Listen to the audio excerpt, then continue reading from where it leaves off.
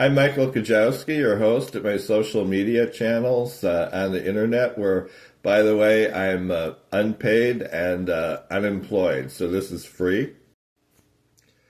I do take requests, and this is a response to get my opinions on some recent fatal shootings in the news headlines.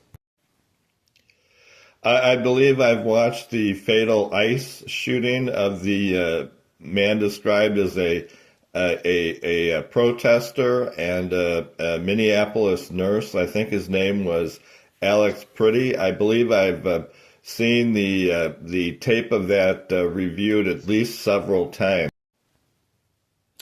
Having watched the tapes of Priddy being shot at least several times, if not half a dozen or more, if I were a juror in a courtroom, I am just simply unable to call that murder or manslaughter or even clearly any type of crime.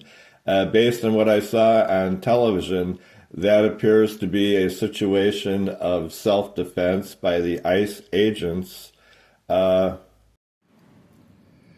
is a current edition of the Daily Press up in Ashland, Wisconsin at Lake Superior, which I was the night editor there in the 1980s, which meant I was the wire editor, and I dummied mostly Associated Press wire stories all throughout all the news pages of the daily newspaper. It was a small daily at that time, circulation about 5, 6, 8,000.